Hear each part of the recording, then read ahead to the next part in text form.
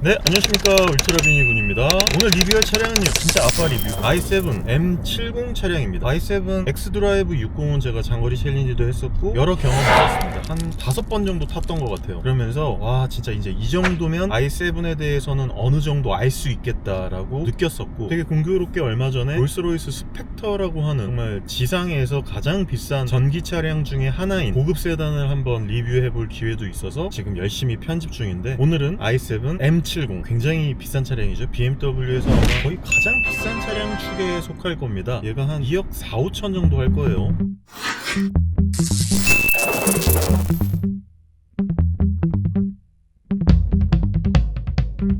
파워나 마력, 동력 성능은 아마 제가 알고 있기로는 전기 차량만으로는 가장 BMW에서 강한 그런 친구라고 알고 있습니다. 660마력 정도 되고요. 제 모델 S 플레드에 버금가는 그런 토크를 갖고 있어요. 1020Nm의 토크를 갖고 있거든요. 엄청난 파워풀한 주행 성능과 굉장히 공격적인 외관, 그리고 이 차량은 M70이고 i7에서의 가장 높은 등급이기 때문에 여러 가지 특이한 사항이 있습니다. 그 부분에 대해서 리뷰 시작하도록 하겠습니다.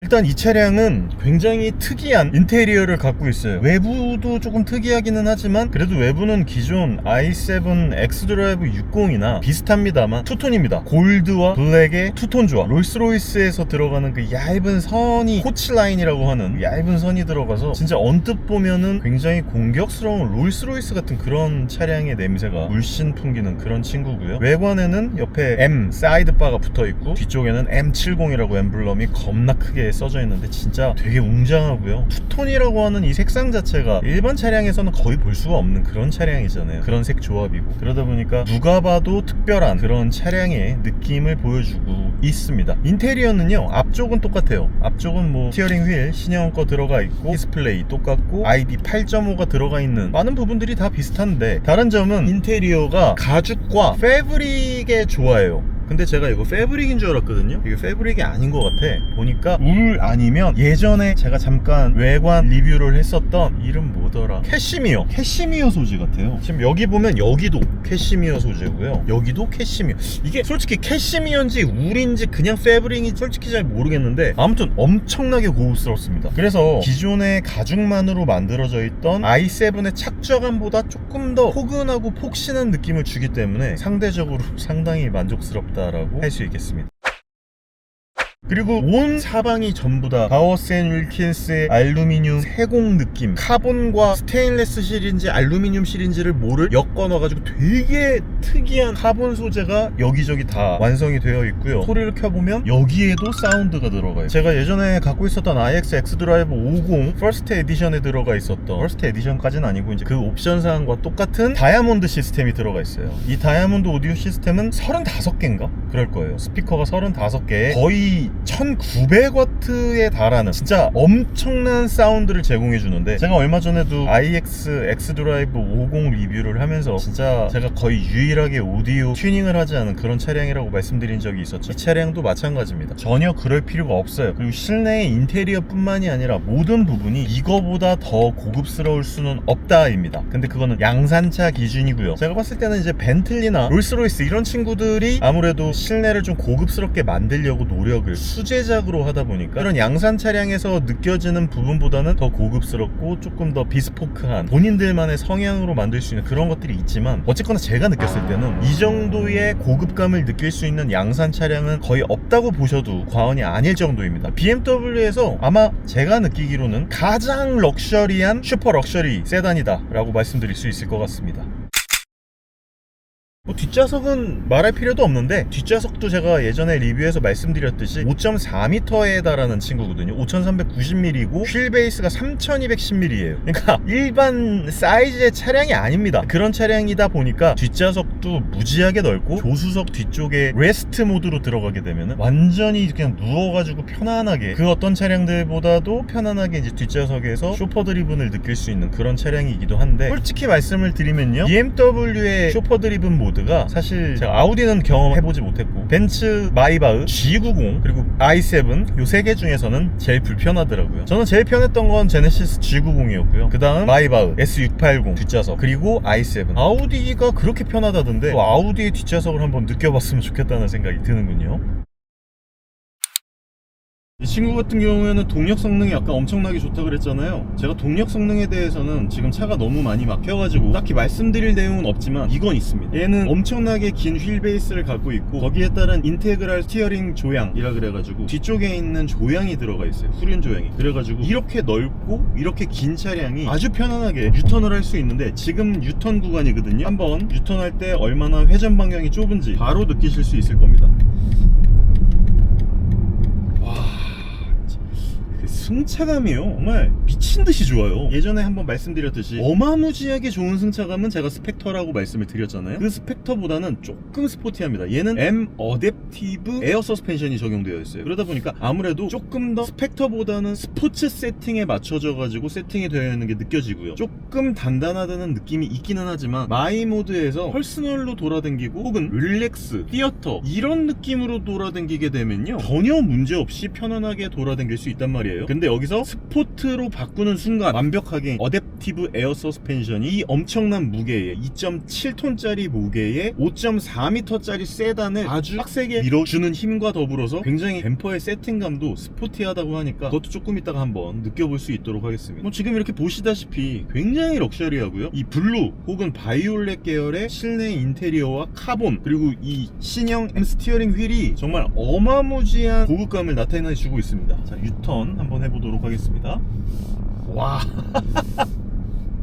아니 유턴이 뭐 이렇게 쉬워. 인테그럴 스티어링 휠이나 가끔 보면은 왜 벤츠에서도 11도 7도 이렇게 돌아가는 후륜 조향이 들어가 있는 차량들 타보면요 어마무지하게 편하다는 게 느껴지거든요. 지금도 이렇게 뭔가 조향을 해보면요 뒤에서 조향감이 굉장히 많이 느껴지는데 이런 부분과 지금 요 차를 지나가는 이런 구간 모든 부분들이 너무 편해서 와 이거는 또 조금 달라. 그러니까 그냥 무작정 편안함만을 추구하는 그런 승차감이라기보다는 저는 오히려 스펙터보다는 약간 이런 느낌의 승차감을 더 좋아합니다. 약간 스포츠성이 느껴지면서 조금 이렇게 단단하게 처질 수 있는 이런 느낌. 야 이거 굉장히 신박한데? 굉장히 신박한 느낌이에요.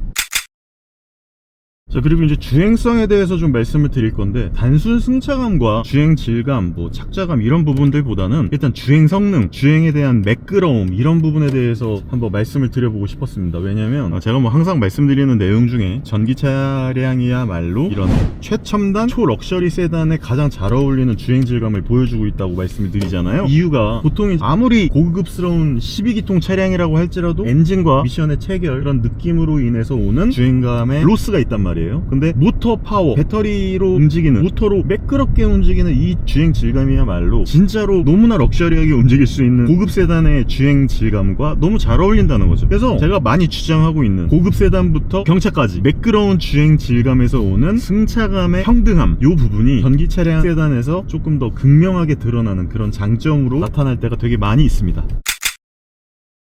자 지금 한번 쭉 달려보면요 와 뭐 힘이 일단 토크랑 힘이 남아 도는 게 느껴져요. 그러니까 테슬라만 해도 1000마력이 넘잖아요. 1400Nm의 토크고 근데 걔도 마찬가지지만 얘도 지금 이렇게 밟아 나가면 와 얘는 정말 유리를 이렇게 싹 매끄럽게 쫙 밀고 나가는 느낌이에요. 솔직히 모델 S 플레드 같은 경우에 힘은 좋고 잘 나가긴 잘 나가는데 서스펜션이 아무래도 우당퉁탕 하는 그런 느낌이 있단 말이에요. 근데 얘 같은 경우에는 액티브 안티롤바 들어가 있죠, 어댑티브 에어 서스펜션 들어가 있죠. 거기다가 롤스로이스처럼 이렇게 물 위를 안전하게 떠가는 요런 느낌이 아니에요. 얘는 이렇게 딱 밟으면 으악 되게 매끈하게 나가는 그 느낌이 있어요. 쫙 나가는. 와 정말 이거는 파워적인 부분에서도 부족함이 없는 데다가 서스펜션과 셰시의 강성, 착저감과 모든 부분들이 다 맞물려져야지만 이런 주행 질감이 나오는 건데 정말 감탄이 나오지가 않을 수가 없습니다. 반농담식으로 스펙터라고 하는 차량을 구입하는 것이 인생의 목표가 생겼다라고 말씀을 드린 적이 몇 번 있었어요. 인스타그램이라든지. 만약에 제가 그거를 꿈을 못 이룰 것 같으면 i7 X드라이브 60이나 i7 M70을 구입하는 것도 상당히 좋은 선택이라고 저는 보여지거든요. 느꼈던 거의 모든 승차감 탑 10 안에 들어가는 차량 중에 하나가 바로 i7이에요. EQS SUV도 좋았고 EQE SUV도 좋았고, 사실 벤츠가 좀 물에 이렇게 떠가는 듯한 에어 서스펜션을 잘 조율하는 회사 중에 하나잖아요. 그런데도 불구하고 BMW의 i7조차도 굉장히 편안한 착석감과 주행 질감, 매끈한 주행 질감과 더불어서 어마무지한 차량 승차감을 보여주는데, 저는 사실 따지고 보면 EQS의 승차감이나 스펙터의 승차감보다도 i7이 조금 더 나은 느낌이 들어요. 왜냐하면 그래도 바닥에서 올라오는 이런 느낌이 있거든. 이렇게 싹 돌아나가잖아요. 전혀 그 롤이 느껴지지 않는, 뭐야 이거, 지금 70km로 거의 유턴에 가까운 이런 도로를 싹 빠져나가고 있는데도 거의 롤이 느껴지지 않으니까요. 컴포트로 놔두고 돌아다니면 이제 분명히 스포츠성에서도 이런 부분에 대해서 도움을 주겠지만, 지금도 싹 이렇게 들어가잖아요. 롤이 거의 안 느껴져. 싹싹 들어가는데 롤이 안 느껴집니다. 와, 진짜 좋아. 승차감 미친 것 같아요.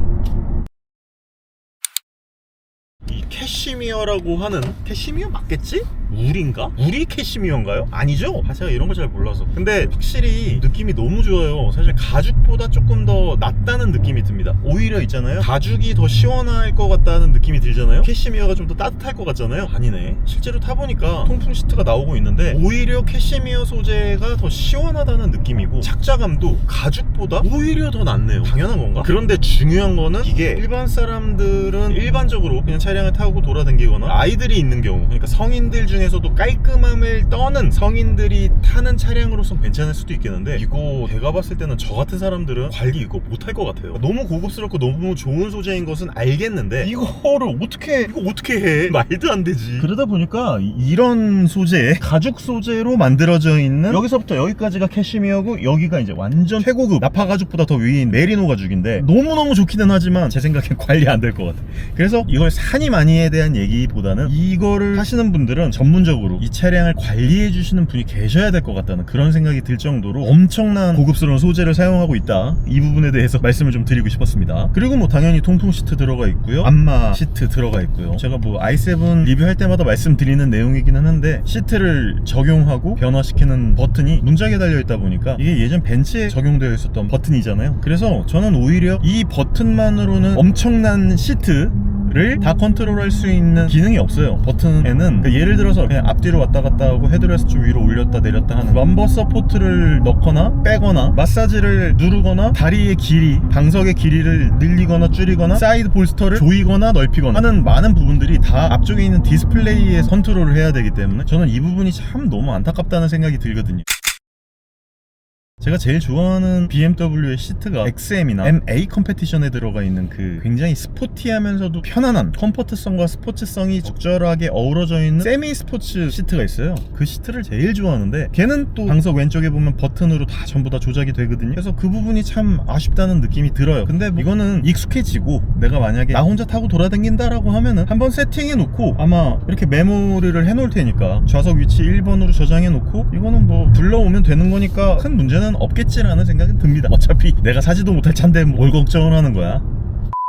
이게 지금 잠깐 어두운 데 들어왔는데도 안에 있는 이 앰비언트 라이트, 이게 정확하게는 인터랙션 바잖아요. i5에도 들어가 있고 i7에도 들어가 있는, 근데 정말 예쁘고 어떻게 보면 되게 감성적인 부분에서 되게 멋진 그런 디자인 요소를 담당하고 있는 요소인데, 너무 마음에 드는데, i5 같은 경우에는 이렇게 들어가 있고 i7 같은 경우에는 쫙 이렇게 일자로 펼쳐져 있어요. 지하로 내려가면 이 안에 있는 이 부분들이 보이잖아요. 너무 고급스럽단 말이죠. 정말 제가 생각했을 때 이 정도로 고급스러운 실내가 많지 않아요. 그 벤츠에서도 사실 앰비언트 라이트, 혹은 아우디에서도 라인으로 되어 있는 앰비언트 라이트들이 진짜 빛으로 조진다라고 할 정도로 그렇게 되어 있는데, 저는 솔직히 고급감만으로 따지는 거와 감성적인, 이건 뭐 제 취향이기는 합니다만, 느낌만으로 따졌을 때는 BMW의 인터랙션 바가 훨씬 더 저한테는 더 잘 와닿더라고요. 이게 면적으로도 되어 있고 마치 크리스탈처럼 각이 탁탁탁탁 져 있어가지고 반짝반짝하는 이런 느낌도 너무 좋고, 그리고 지금 제가 에이다스로 돌아다니고 있단 말이에요.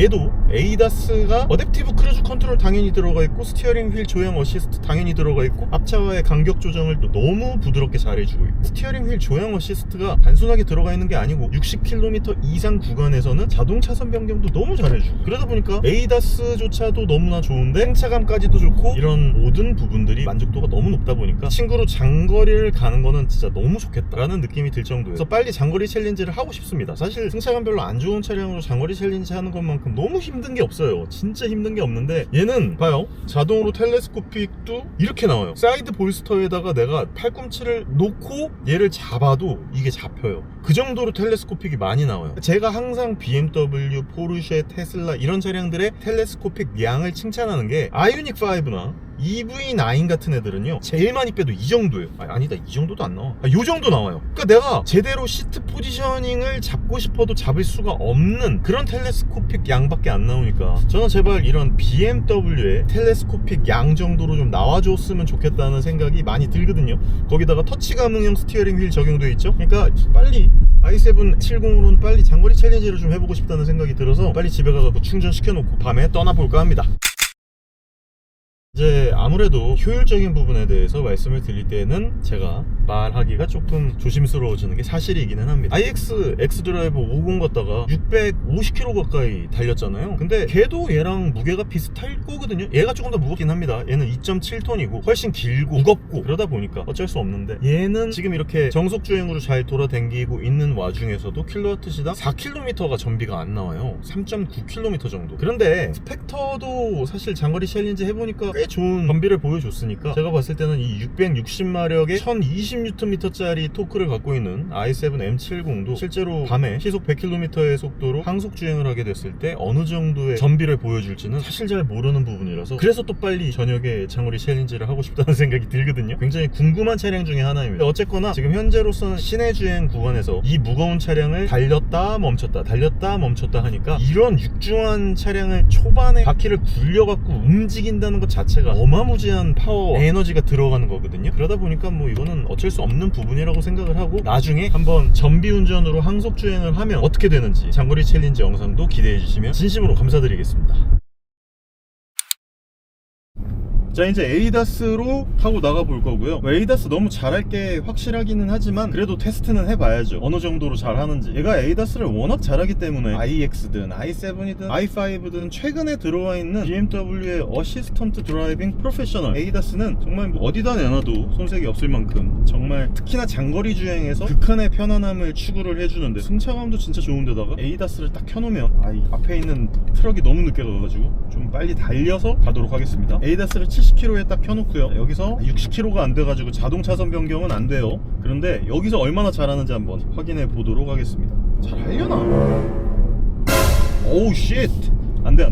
그러니까 이렇게 급격하게 넘어가는 이런 부분은 테슬라를 이길 순 없어요. 하지만 요 정도의 램프 구간은 잘 빠져나간다, 그렇게 생각을 해야 될 것 같아요. 그리고 얘 같은 경우에는 앞차와의 간격 조정을 되게 젠틀하게 해주는 걸로 유명하잖아요. 현대기아 차량들도 마찬가지고 제네시스도 마찬가지고 BMW나 기존의 레거시 브랜드들의 어댑티브 크루즈 컨트롤 능력이 상당히 좋아진 부분 중에 하나가, 특히나 테슬라보다 훨씬 더 좋다고 항상 얘기하는 부분 중에 하나가 앞차와의 간격 유지. 앞차가 갑자기 끼어들었을 때 굉장히 젠틀하게 멈춰주기 때문에 내가 놀라지 않는다, 동승자들이 짜증내지 않는다라고 하는 부분들이 굉장히 큰 부분이고요. 그리고 이렇게 에이다스를 켜놓고 가고 있을 때 자동 차선 변경이 너무 잘 된다는 거지. 근데 지금 같은 경우에는 제가 허벅지를 붙였다가 뗐어요. 그랬더니 다시 들어온 거거든요. 얘도 마찬가지로 이렇게 허벅지 신공을 쓸 수 있습니다. 이거 진짜 편해요. 여러분들 이거 따라 하지 마세요. 저는 이걸 갖다가 테스트를 하면서 앞을 항상 주행을 할 수 있게, 꺾을 수 있게 준비를 해놓고 있는 상황이니까 여러분들이 그렇게 생각하는 것만큼 그렇게 위험한 운전이 아니라는 것을 알아주셨으면 좋겠습니다. 어쨌거나 얘를 스티어링 휠을 최대한 내려가지고 허벅지를 이렇게 붙여놓잖아요. 얘는 이게 가능하거든요. 되게 편안하게 그냥 이렇게 돌아다니면은 에이다스로 계속 갈 수 있는 거야. 특히나 이런 부분에서 가장 좋은 점은 장거리 챌린지 할 때 최강이죠. 최강. 다시 켰고요. 80km에 맞춰놓고 이제 허벅지를 이렇게 붙여놓으면 그냥 저는 이렇게 손을 떼고 앞차와의 간격 조정 알아서 해주고, 차선 유지 해주고, 차선 중앙 유지 잘 해주고, 빠져나갈 것 같으면 액티브하게 스티어링 휠 조향 어시스트가 개입을 해가지고 엄청나게 잘 조향 운전을 해주니까 진짜 제가 봤을 때는 뭐 에이다스도 짱인 것 같습니다. 이렇게 막히는 구간에서는 오히려 테슬라보다도 훨씬 더 편안하게 차량에다가 저를 맡겨놓고 편안하게 쉴 수 있어요. 자, 이렇게 i7 M70의 아빠 리뷰를 한번 맞춰보았는데요. 주행 질감이라든지 파워풀한 주행 그리고 고속 주행 영역은요, 제가 이 차량을 타고 장거리 챌린지를 하면서 조금 더 자세히 알아볼 수 있도록 하겠습니다. 사실 지금 차량이 너무 많이 막혀가지고 이 차량을 갖고 뭔가 스포츠 주행을 하거나 빠르게 주행을 하면서 이 차량의 고속 주행 움직임, 스포츠 주행을 했을 때의 이런 차량의 거동성 같은 부분을 알아보기란 그렇게 쉽지는 않았습니다. 물론 고속에서 이렇게 탁탁 꺾어보면서 차량이 정말 롤 거의 없이 진짜 사람한테 극한의 편안함을 주면서 이 차량이 움직일 수 있는 부분을 가볍게 알아보기는 했었지만, 그래도 막 100km가 넘어가는 그런 속도로 돌아다니면서 이 차량에 대한 움직임을 느껴본 건 아니기 때문에 나중에 장거리 챌린지 영상에서 그런 여러가지 부분들에 대해서도 같이 한번 말씀을 드리도록 하겠습니다. 그리고 마지막으로 이 차량에 대한 지속 가능성적인 부분에 대해서 제가 항상 말씀을 드리지 않습니까? 장비, 야, 지금같이 이렇게 세게 멈추는데 브레이크를 이렇게 잘 잡아준다고? 와, 진짜 너무 편합니다. 깜짝 놀랐어요. 대단해요. 자, 이런 와중에 바로 또 다시 이어가야지. 아무리 차가 길고 크고 해도 인테그럴 스티어링이 들어가 있어서 후륜 조향으로서 너무 편안하게 잘 돌아다닐 수 있는 이런 부분들, 파워도 너무나 넉넉하고 여유로운 승차감, 이런 것들 다 좋다 이거예요. 문이 자동으로 열리고 편의성적인 부분도 너무 좋고 다 좋은데, 중요한 건 어떻게 보면 구입을 해서 이 상태 그대로 끝내야 된다는 거죠. 더 이상의 포텐셜이 없다는 거예요. 에이다스가 BMW에서 더 많이 개발을 했다고 이 차량 안에다가 업데이트를 해서 넣어줄 수 있는 것도 아니고, 그렇다고 해서 이 안쪽에 들어가 있는 많은 여러가지 기능들이, 앱들이 업데이트가 되거나 조금은 된다고 하더라고요. 뭐 소리라든지 약간의 앱 같은 것들이라든지 변화값들이라든지 이런 것들에 대한 포텐셜이 아예 없지는 않지만, 그래도 소프트웨어 디파인드 비클이라고 불리기에는 너무 많이 부족한, 굉장히 웰메이드로 잘 만든 동력기관이 전기인 차량이다 라고 말씀을 하는 게 맞지, SDB라고 불리우기에는 참 많이 부족하죠. 그래서 차량의 운동 성능과 이 차량의 하드웨어만으로 봤을 때 이 차량을 구입하는 거는 굉장히 바람직한, 아주 합리적인 소비라고 저는 생각을 합니다. 거기다가 물론 2억 몇천만 원짜리 차량에다가 가성비를 붙인다는 거는 말도 안 되는 얘기라고 할 수 있겠지만, 저는 이 차량이 되게 가성비가 좋다고 생각을 해요. 이 정도의 고급감, 승차감, 배터리 용량, 뒷좌석에 있는 디스플레이, 차량이 갖고 있는 여러 하드웨어적 완성도나 이런 소재의 고급감들이 사실 말도 안 되는 정도이기 때문에, 제가 사실 어떤 차량의 지속 가능성적인 부분에 대해서 이렇게 얘기를 하면서도 하드웨어적인 부분으로 다 커버링을 해버리기 때문에 사실 괜찮다 라고 얘기할 수 있는 몇 차량들 중에 하나가 바로 i7 M70인 것 같습니다. 진짜 얘는 그냥 이 상태 그대로 계속 갖고 가도 되지 않나. 외관의 디자인이라든지 실내 편의적인 그런 느낌이라든지 굉장히 재미있게 BMW에서 몇 안 되는 차량 호출 기능이 들어가 있는, 그 기능이 들어가 있다고 제가 알고 있거든요. 근데 제가 실제로 해보지는 못했는데, 그래서 되게 궁금하긴 합니다. 나중에 집에 가가지고 한번 해보려고 하는데, 어쨌거나 그런 지속 가능성적인 부분이 좀 아쉬운 SDB는 아니지만, 그래도 그런 부분을 하드웨어적인 기계적 장치들, 소재적 고급감, 안락감과 오너에게 편안함과 하차감을 주는 그런 차량으로서는 상당히 큰 만족감을 주는 차량이기 때문에 오히려 가성비가 좋다라고 느껴질 정도입니다. 오늘 i7 M70의 아빠 리뷰 봐주셔서 진심으로 감사드리고요. 이 차량은 제가 막 그렇게 대형 차량을 선호하지 않는다고 생각을 했는데, 이게 자꾸 나이가 들어가면서 그런 건지 아니면은 진짜 옛날부터 승차감을 좋은 차량을 언젠가부터 제가 자꾸 소구하기 시작해서 그런 건지 모르겠지만, 요즘 들어 자꾸 이런 차량들의 욕심이 나네요. 정말 기도 많이 해야겠습니다. 열심히 돈 많이 벌어서 스펙터나 혹은 i7 M70 같은 차량들을 언젠가 구입할 수 있는 그런 날이 오기를 기대하면서 다음번에 더 좋은 영상으로 찾아올 수 있도록 하겠습니다. 다음 영상인 i7 M70의 장거리 챌린지 영상 기대해주세요. 감사합니다. 울트라비니군이었습니다. 자, 여기서 얘를 누르면 이렇게 후진 보조 장치 시작, 이런 식으로 해서 찾아요. 주차 보기. 여기 지금 후진 주차 시작이라고 나오죠? 얘를 한번 눌러보도록 하겠습니다. 그러면 깜빡깜빡거리면서 지가 막, 여기 보면 지금 무서워. 오우, 장난 아니다. 저쪽이 파킹 그 랏으로 딱 지정이 되어 있잖아요. 그리고 난 다음에 지가 막 알아서 돌립니다. 확실히 BMW가 주차를 징그럽게 잘해요, 진짜. 와, 대박. 와, 주차 잘한 거 보소. 장난 아닙니다. 근데 아무리 뒤로 넣어도요, 이만큼 튀어나오는 건 어쩔 수가 없어요. 그래도 스펙터보다는 짧네.